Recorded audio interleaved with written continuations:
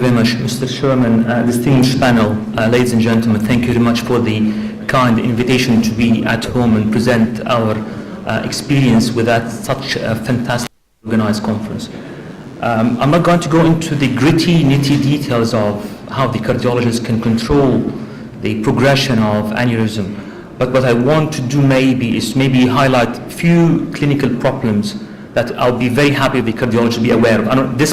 My talk will be mainly for cardiologists who are not performing EVARs, are not aware of this. So this is not for people who've been doing EVARs, but people who are not aware of EVARs.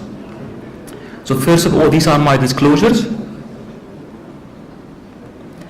So EVAR is, in essence, is putting a stent, but with a fabric, a covered stent graft into the aneurysm, and we're aiming to isolate the aneurysm from the blood flow. So the commonest mechanism is to put what we call a bifurcated stent graft. It's like a trousers.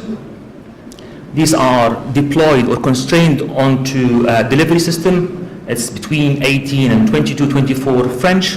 You put the main body, and from the other side, other femoral artery, we put the contralateral limb, and we end up with that appearance. And if you have, if you can seal them from the top and from the lower end, so the blood will preferentially go inside the stent, not into the aneurysm sac, so the aneurysmal sac will be excluded and hence treated.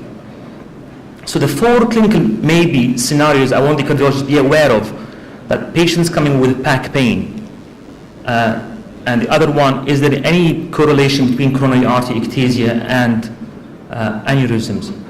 And then the other one is aneurysms causing right-sided heart failure in some sort of an acute or sudden manner. The fourth one is what should we do if patients going for EVAR and having cardiac problems?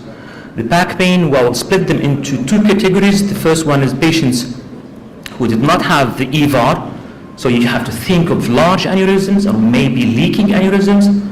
You have to also consider inflammatory aneurysms, and if patient had EVAR put in and they come with back pain, always consider that there might be a leak or, God forbid, a contained rupture, because less likely that none of you will see a frank rupture, because they will be collapsed and they will be under the knife by the surgeons.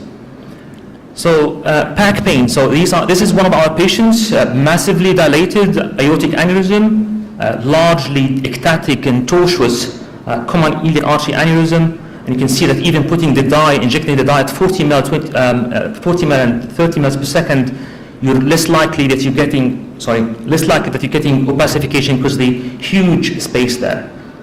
So because the stent is extending into the common iliac, we have to go into the internal iliac artery. We put coils in to plug the internal, otherwise we'll get backflow from the internal iliac artery, and then go into the right side. We also put plugs to seal the internal ilex, and then we put the stent graft, and this is the CT follow-up after the repair. And so this patient had this picture before, but this is after the stent, and the blood will be only going to the stent, and the aneurysm is treated.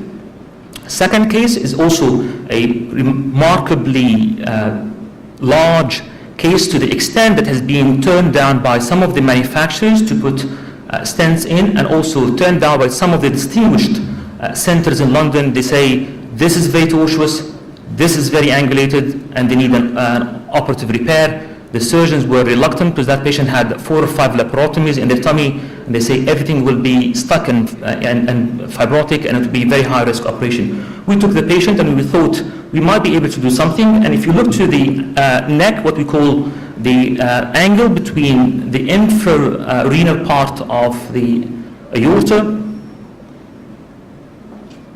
let's get a pointer. So that angle there, it's 115.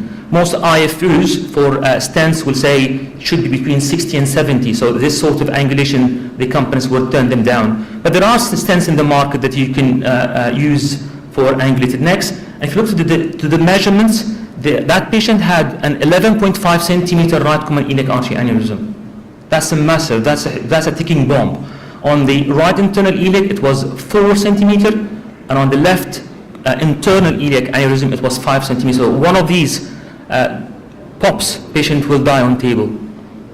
So this is what we put in. We put in a combination of stents, and if you look carefully, you will see that the top end of the stents, what we call ring stents, and these are designed for very angulated necks.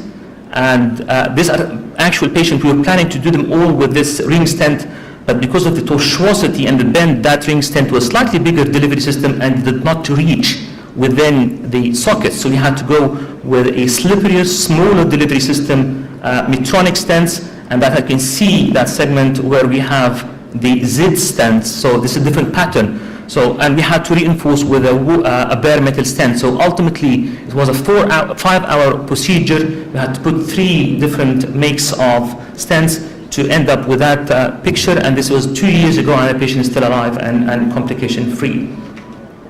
The other scenario that you have to be aware of is what we call a contained leak. As I say, you're probably less likely that you see a complete rupture because he will be very sick and he will be collapsing and under the treatment of the surgeons. But contained leak, patient come in with tearing pain in the back, and then they might settle a little bit. And if you do a CT scan, you can see that there is this aneurysm. If you compare the left paraspinal region, all of this is hematoma, so the patient has bled from his aneurysm, and this is a sort of emergency. You'd have something like a 48 to 72 hours. If you don't interfere, that the patient will go in complete rupture and he will be dead. So we took him quickly, and depending on how stable is the patient, you can do the bifurcated graft, which takes a bit longer, but this patient was slightly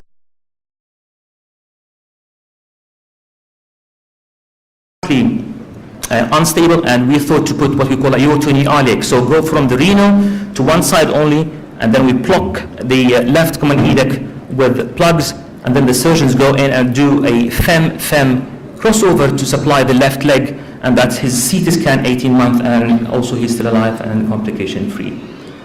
Again, if you have a patient with an inflammatory aneurysm, you might see that patient in your clinic and ask you, doctor, what should I have? I have an inflammatory aneurysm. Shall I go for an EVAR or an operation? And even some of the clinicians are there's no consensus of what should be happening, although I think most of the centers now are more inclined to put EVARs, and we think that isolating the inflamed aorta from the blood and the inflammatory markers, this would probably calm down the inflammatory process, but there are other surgeons who still think that there is a role for open repair if you have the skills, because if you looked at the pictures, if you look to the left-hand screen of this is a very, very thick, adherent, inflamed aorta. You can imagine putting the clamps and trying to excise this is really very tough job. And on the CT scan, you have this appearance of, not most of the times, but you can see that enhancing ring, but more importantly to see that haziness around the aorta and what we call stranding, which would be typical for inflammatory aneurysm. And I think in most of the centers now, they're more putting EVARs rather than open surgery. Patients can come with back pain after having an EVAR, and then they probably will have what we call an endoleak. An endoleak is when you get blood going still bypassing the stent graft and into the aneurysm. The serious ones are what we call type 1, if you have leak from the top end or from the lower ends, or type 3 from the joining, because this will be under the systemic blood pressure. This will increase the sac progressively and might cause rupture. So in essence, we have not treated the patient. So if you put a stent in and the patient has type 1, he's not treated, he still can rupture. So this is a failure, and the patient should not leave the OR if they have type 1 endoleak. Type 2 endoleak is a different story, where you have retrograde filling from patent arteries. The commonest are the lumbar arteries and the inferior mesenteric. Keep in mind that these arteries now will be non-accessible from the stent because they'll be covered by the stent, and the treatment can be slightly difficult. Type 4 is when you have a defect in the fabric or a porous fabrics, and I think the current advancement in the stent graft, this is less likely that we see. The fifth entity, endotension, where we still have sac progression, we don't know where it's coming from, and it's an entity that people still doubt whether it's existent or not. This is one of the examples we have. A patient had a stent graft, and they're coming in. If you look closely at the back, You can see some contrast there, which would be in keeping with the leak, so there's still blood going into the sac. And if you look again closely, you will see that this is the leak seen nicely, and this is the cause. These two lumbar arches at the back, the blood, instead of going from the aorta down, is going backwards and filling the sac and causing the sac progression. And we have a protocol. If we see that the sac is progressing on 3 consecutive CT scans, then we have to treat the type 2 endoleak. What we do in these cases is put the patient in the tummy and go from the back with a spinal needle all the way down, accurately position the needle so it's exactly at the site of the confluence of the lumbar arches, and we put thrombin in and we occlude that space. And this is the CT scan afterwards, the follow-up. You can see we have no leak there, but the lumbar arches are still patent. The other tricky one to treat also is the IMA leak. So if you have an inferior mesenteric artery that retrogradely filling from marginal arteries going into the sac, you can't access them from the aorta because you have the stent graft. So what we do, we get the patient, we put the superior mesenteric catheter into the middle colic artery, we inject the dye, you can see the dye going into the marginal artery, back into the IMA, all the way up and filling the sac. So this is serious because the patient had 3 consecutive CTs and the sac is still progressing. So what we do, we advance a microcatheter all the way through the marginal artery, all the way up into the inferior mesenteric, and then we put coils, just coils there, and then we do the check angiogram, the endoleak is sorted. The entity of coronary artery ectasia, is there any correlation between coronary artery ectasia and aneurysm? We know that both of them have similar histologic features. We know that both occur in saccular and fusiform configurations. We know that there is a strong association with atherosclerotic disease in both of them.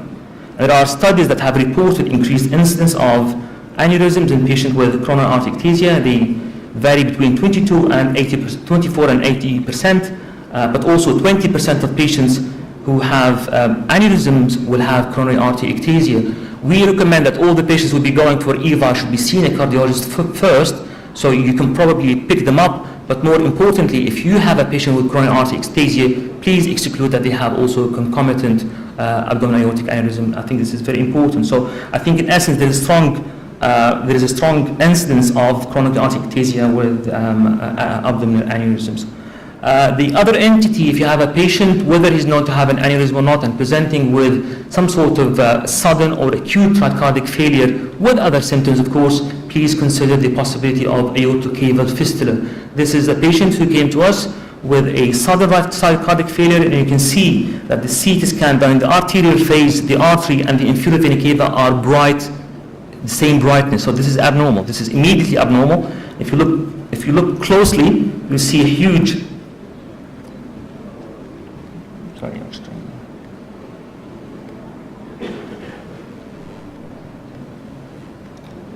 You can see a huge communication between the aorta and the inferior vena cava, and a large thrombus sitting in the IVC. Again, debateful whether you put an IVC filter for those patients, and I think it all depends on how stable your patient. Do you have time to put the filter, or the patient is in a critical condition that you want to put the stent as soon as possible? We thought that he's stable enough to put an IVC filter just to be on the safe side and not to disturb that large thrombus, and we end up with a massive PE. And then we go ahead and put the stent from the right side. You can see when we put the dye in to see accurately the position that the IVC is sucking the contrast. So this leak is or a communication is a massive one. But this after deployment that the fistula is sorted and controlled. Lastly, I just to say that it's very important for all the patients that would be going for an elective EVAR. Even nowadays, we have cases that we can do them in 20-30 minutes. We sometimes do them under percutaneous access, so there's no cut downs. It's a very, very simple procedure. We still insist that all these patients have to be seen by a cardiologist, because we know that cardiac death represents the primary cause of peri-procedure and delayed mortality for EVAR, and all individual risk cases should be stratified for treatment. And any pre-procedure cardiac problem should be corrected before the procedure. Similarly, I think very importantly, if there's any kidney insufficiency should be also kept in mind, because it has a very, very poor outcome. The procedure sometimes can be lengthy for 3-4 hours, so the patient will be probably dehydrated. We give them a massive amount of contrast, and all these factors can contribute to the post-operative morbidity and mortality. And if there's any kidney problems, should be assessed, and renal protection agencies should be administered. At the end, I'd like to thank the team I work with, and no way I can present those data without that team. Either it's Phillips, our superintendent, radiographer